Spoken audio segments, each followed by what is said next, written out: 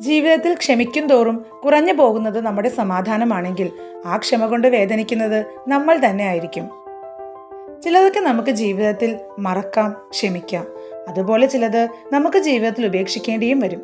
അത് ചെയ്യാത്തത് കൊണ്ടാണ് പലരും ഇന്ന് വേദനിക്കുന്നത്.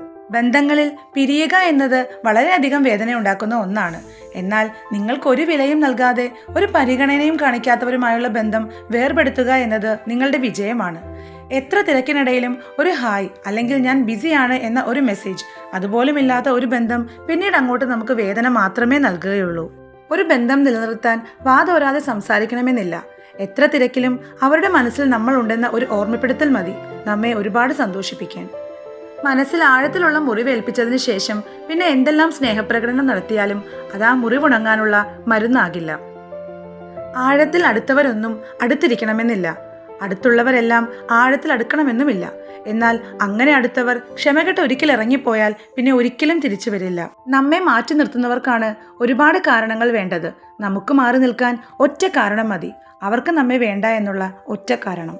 ആരെയും സുഖിപ്പിച്ച് സംസാരിക്കാനും അഭിനയിക്കാനും അറിയാത്തവർ എന്തെങ്കിലും പ്രകടിപ്പിക്കുന്നുണ്ടെങ്കിൽ അത് സത്യസന്ധമായിരിക്കും. അത് സ്നേഹമായാലും ദേഷ്യമായാലും.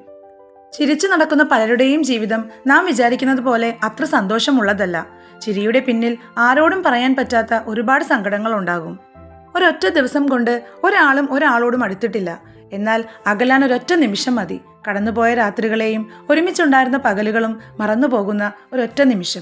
വിട്ടുവീഴ്ചകൾ അധികമാകുമ്പോൾ അവിടെ പിടിവാശികൾ ജയിക്കാൻ തുടങ്ങും. അത് തകർത്തെറിയുന്നത് നല്ല ബന്ധങ്ങളെയും ജീവിതങ്ങളെയും ആയിരിക്കും. മോശം സ്വഭാവമുള്ളവരുടെ ഏറ്റവും വലിയ പ്രത്യേകത എന്തെന്നാൽ നിങ്ങൾ അവർക്ക് എത്രത്തോളം ബഹുമാനവും സ്നേഹവും നൽകുന്നുവോ അത്രത്തോളം അവർ നിങ്ങളെ വേദനിപ്പിച്ചുകൊണ്ടേയിരിക്കും എന്നതാണ്. നമ്മൾ സ്നേഹിക്കുന്നവർക്ക് നമ്മളാണ് ഏറ്റവും പ്രിയപ്പെട്ടവരെന്ന് സ്വയം തീരുമാനിക്കാതിരിക്കുക. കാരണം അവർ നിഴല് പോലെ നമ്മുടെ കൂടെ ഉണ്ടെങ്കിലും നമ്മളെക്കാൾ ഇഷ്ടം അവർക്ക് മറ്റു പലരെയും ആയിരിക്കും. വേദനിക്കുന്നുണ്ട് എന്ന് നിങ്ങൾ തുറന്നു പറഞ്ഞിട്ടും അവർ പിന്നെയും അത് തുടരുന്നുണ്ട് എങ്കിൽ ഒന്ന് മനസ്സിലാക്കുക, നിങ്ങളുടെ സങ്കടങ്ങളോ വേദനകളോ അവരെ ബാധിക്കുന്നില്ല എന്ന്. മറ്റുള്ളവർ എന്ത് വിചാരിക്കും എന്നതിൽ നിന്ന് ആരെന്ത് വിചാരിച്ചാലും എനിക്ക് കുഴപ്പമില്ല എന്ന് ചിന്തിച്ച് തുടങ്ങുന്നിടത്ത് നമ്മൾ നമുക്കായി ജീവിച്ചു തുടങ്ങും. എല്ലാ പ്രശ്നങ്ങൾക്കും പ്രതികരണം ആവശ്യമില്ല. ചിലതൊക്കെ കാലത്തിന്റെ മറുപടിക്കായി വിട്ടുകൊടുക്കുക. മനസ്സിന്റെ സന്തോഷത്തിനായി ഉപേക്ഷിക്കേണ്ടത് വിട്ടുകളയുക. Thank you for watching and please do subscribe, like and comment.